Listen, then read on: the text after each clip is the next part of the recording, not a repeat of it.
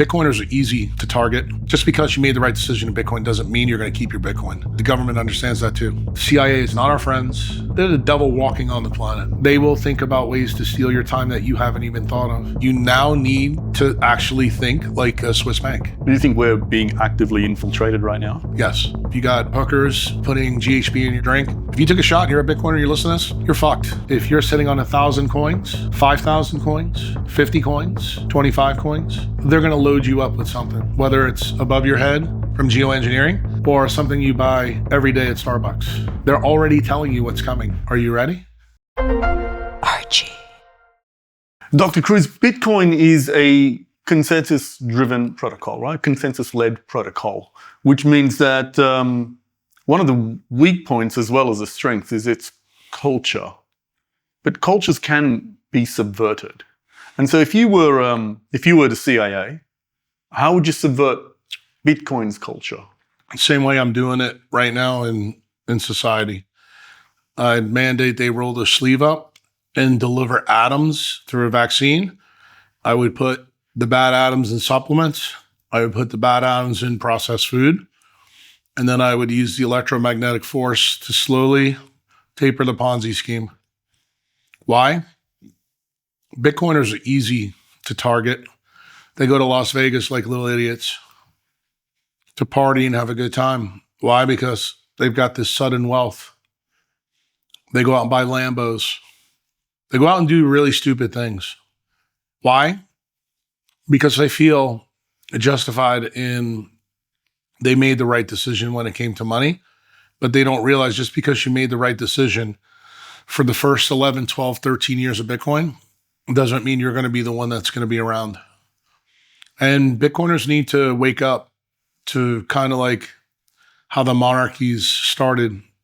We said right before we started rolling, we go all the way back to the Magna Carta to now. That's a 1,000-year plan. Bitcoiners need to start thinking about the same way. So when you start to put your time ahead of your Bitcoin, then I think you become much more difficult to deal with. Do I believe the idea of a citadel for a Bitcoiner is really important? Yes.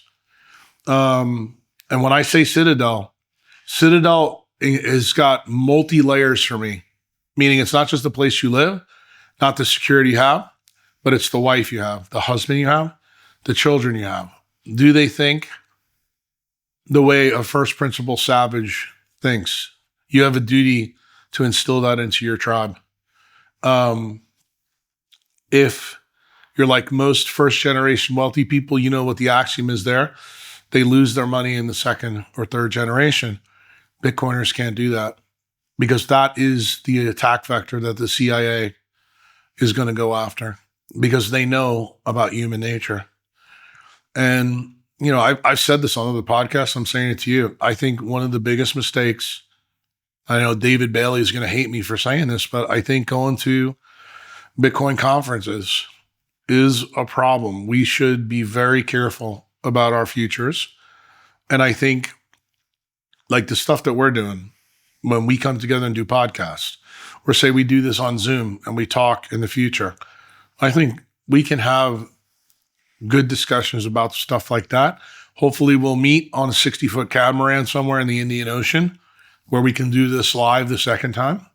But I think we need to be a little bit more vigilant of how they're going to come for us. They're going to take our on and off ramps. They're not going to take our Bitcoin away, just like Trump and Bobby Kennedy said at Bitcoin Nashville last year.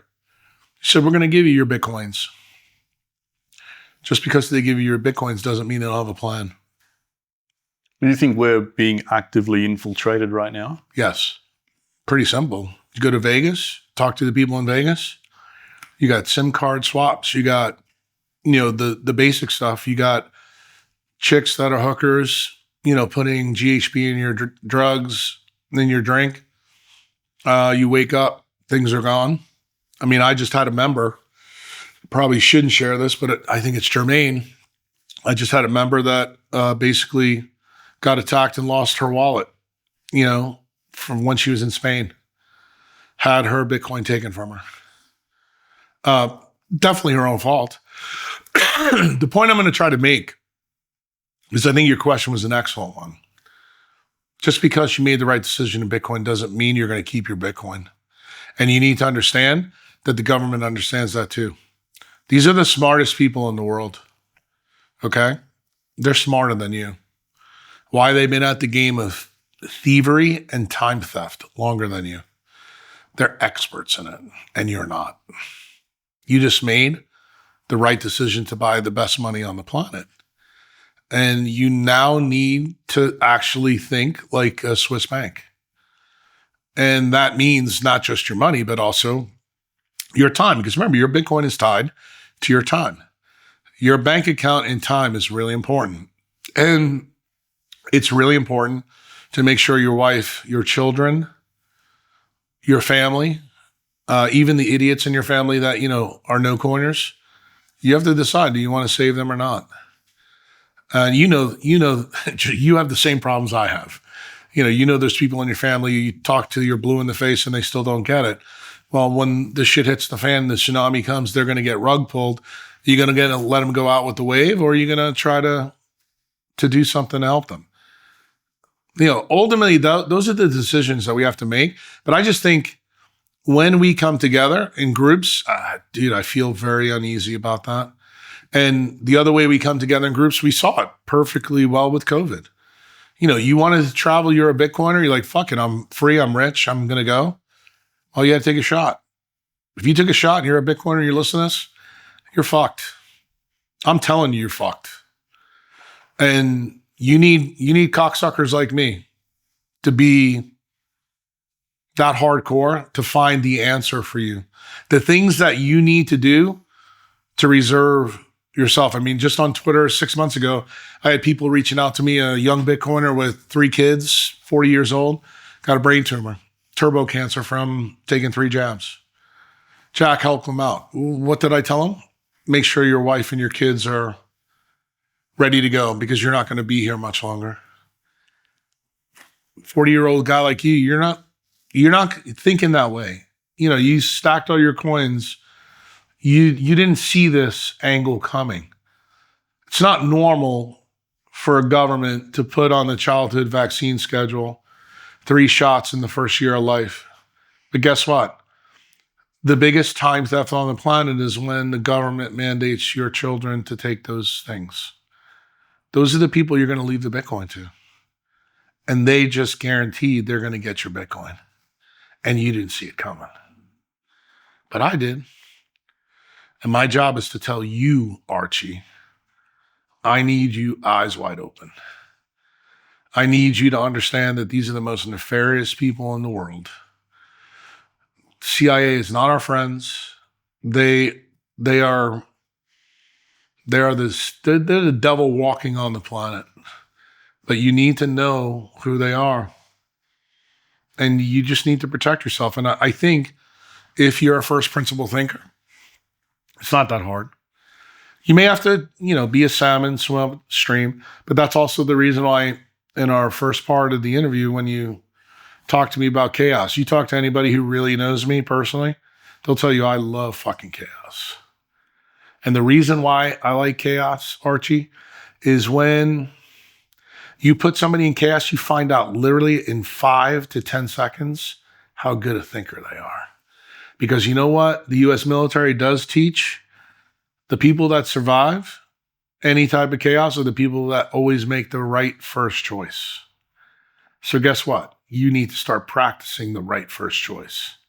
And the right first choice right now is if you're sitting on 1,000 coins, 5,000 coins, 50 coins, 25 coins, they're going to load you up with something, whether it's above your head from geoengineering, whether it's something you put in your mouth, or something you buy every day at Starbucks. They're already telling you what's coming. Are you ready? How's your Bitcoin protecting you? Or are you protecting the Bitcoin? Are you protecting your artificial intelligence, your children? And not only that, Archie, truth be told, I'm protecting your children, Marty Ben's children, American HODL's children. Peter McCormick's children. The people that I don't even like. Why? Because they're our future. They're going to enjoy these trees and this courtyard. And do I have that sense? Yes. My time on the planet is short. But the wisdom that's in my head, that can live on. And all you have to do is tell people. That's why, I appreciate, doing the podcast with you, because this is kind of like an ancient rite of passage we're going through. We're sharing oral history. And hopefully people will be able to watch this down the road and say, there was some wisdom here. And in these days, the young kids, they're all tech abusers. They think, well, if we just store it there, well, what happens if we get hit with a CME, a coronal mass ejection, and everything goes boom? Everything you thought you had saved becomes the Library of Alexandria. You know how that worked out in history before, right? Why can't it happen again? So in other words, history doesn't have to repeat itself exactly. It can rhyme. And when it comes to power and control, just remember the people that are time thieves, they are the smartest people. They will think about ways to steal your time that you haven't even thought of. That's the reason why being a critical thinker, being a chaos agent, being agent provocateur is important.